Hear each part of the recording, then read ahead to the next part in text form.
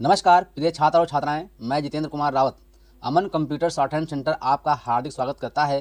जो छात्र और छात्राएं सिंह प्रणाली शॉर्ट हैंड पूरी किताब पढ़ चुके हैं और उस किताब के मैटर की भी शॉर्ट हैंड डिक्टेशन स्पीड बना चुके हैं और उन्हें अधिक शॉर्ट हैंड डिक्टेशन स्पीड बनानी है तो संपर्क करें, क्योंकि हमने रामधारी गुप्ता की किताब में से 203 पेज डिक्टेशन के लिए हैं, जो प्रत्येक पेज में 400 शब्द हैं, जिनका डिक्टेशन 60, 80, 100 व 120 शब्द प्रति मिनट की स्पीड से 400 व 800 शब्दों पर दिया गया है।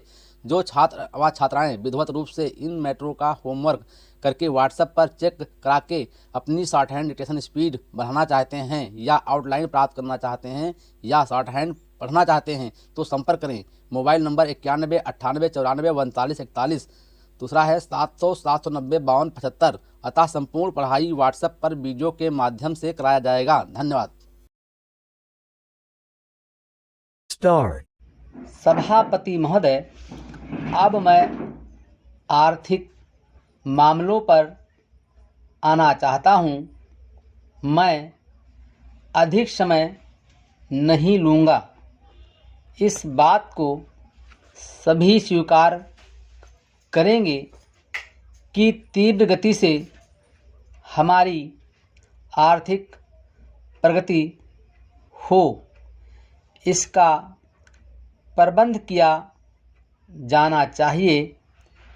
इसके लिए ऐसा वातावरण बनाने की आवश्यकता है जिससे उत्पादन बढ़ सके, वितरण में समानता आ सके और उपभोग में संयम से काम लिया जा सके। हर बजट को और हर प्रकार प्रस्ताव को इसी कसौटी पर कसा जाएगा, यथा क्या उससे उत्पादन बढ़ता है, क्या वितरण में समानता आती है, और तीसरी बात ये है कि क्या हम देश में ऐसा वातावरण बना सकते हैं कि लोग जितना कमाते हैं उतना खर्च ना करें, उसमें से बचाएं और उसे राष्ट्र की समृद्धि में लगाएं। अगर इस कसौटी पर सरकार की आर्थिक नीतियां कसी जाएं तो मुझे लगता है कि उनमें पर्याप्त सुधार की गुंजाइश है। मैं वित्त मंत्री की कठिनाई को समझ सकता हूँ। विकास की आवश्यकता अधिक धन की मांग करती है। राज्य सरकारें अधिक कर लगाने के लिए तैयार नहीं हैं। वे केंद्र से कर्जा लेकर अपना काम चलाना चाहती है। वहाँ कोई वित्तीय अनुशासन नहीं है। यह सारा बोझा केंद्र को उठाना पड़ेगा और केंद्रीय सरकार कठिनाई में पड़ेगी। इसलिए मैं समझता और सुझाव को दोहराना चाहता हूँ कि राज्यों को इस संबंध में निर्देश दिया जाना चाहिए।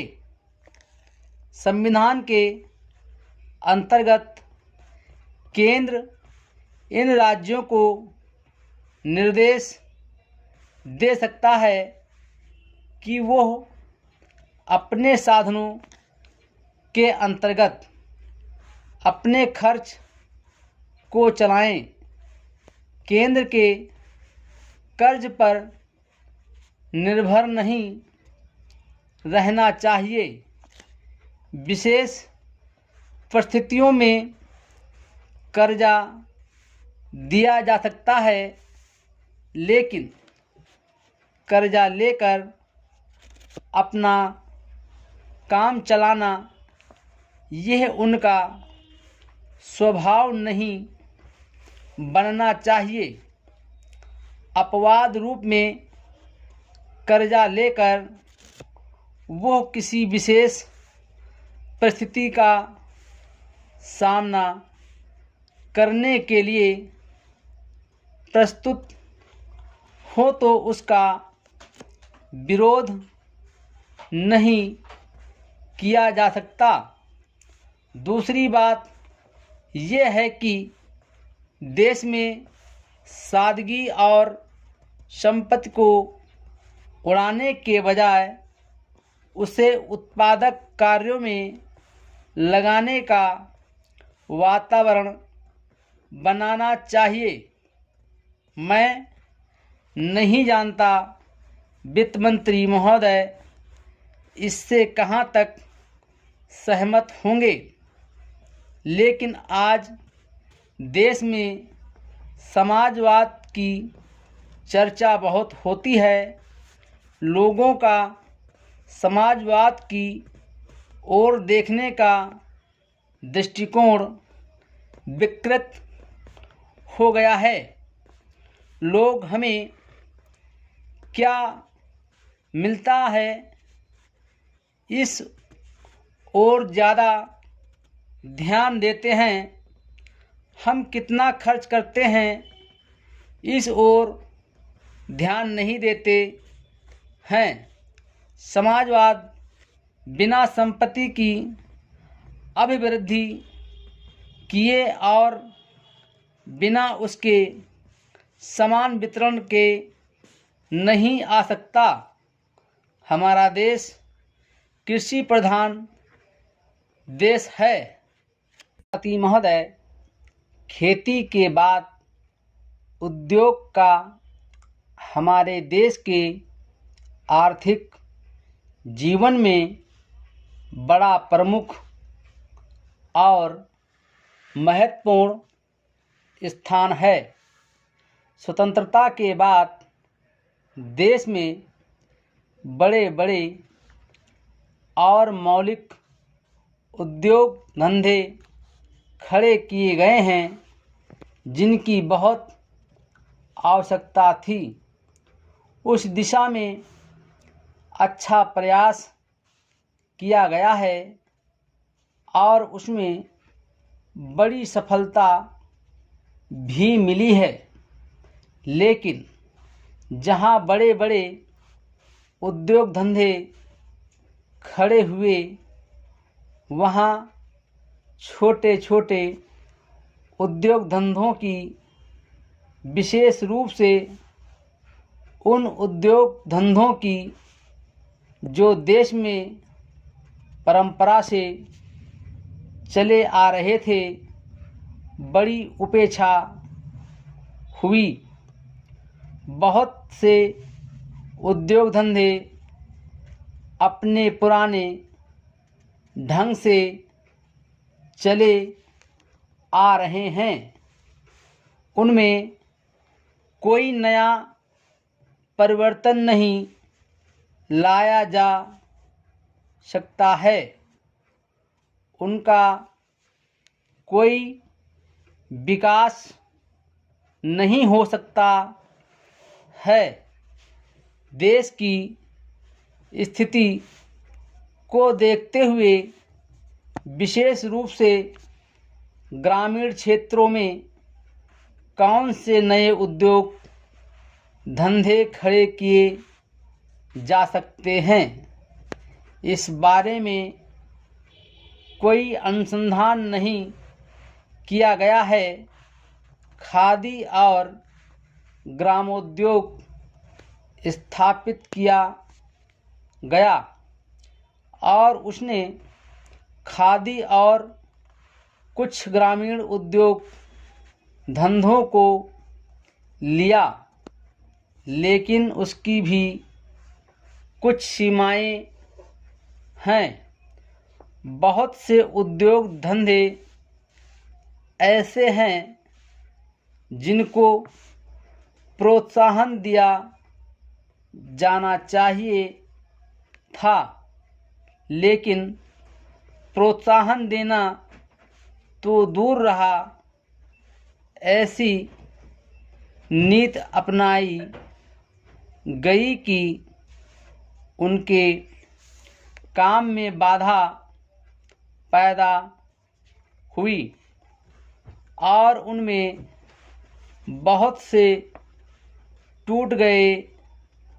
इसका परिणाम यह हुआ है कि एक तरफ तो हमने दिखाने के लिए बड़े बड़े कल कारखाने खड़े किए हैं, लेकिन दूसरी तरफ बेकारों की संख्या बढ़ती गई है।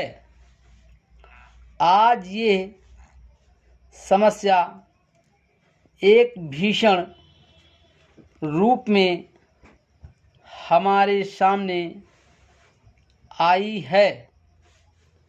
यदि हम छोटे छोटे उद्योग धंधों को विशेष रूप से कृषि से संबंधित उद्योग धंधों को बड़े बड़े शहरों में नहीं, दूर दूर ग्रामीण क्षेत्रों में नहीं फैलाते हैं, तो इसके दो दुष्परिणाम होंगे।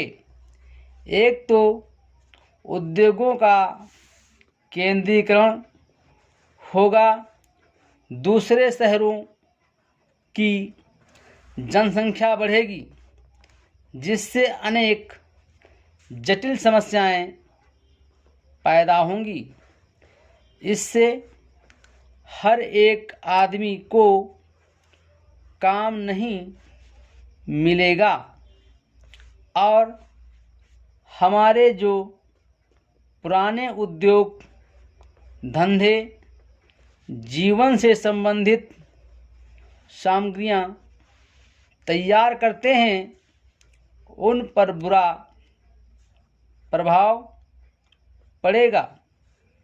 लेकिन सरकार की ऐसी नीति रही है कि उनमें से बहुत से उद्योग धंधे समाप्त होते जा रहे हैं, जिसका परिणाम यह है कि इस उद्योग में लगे हुए आदमी बेकार हो रहे हैं।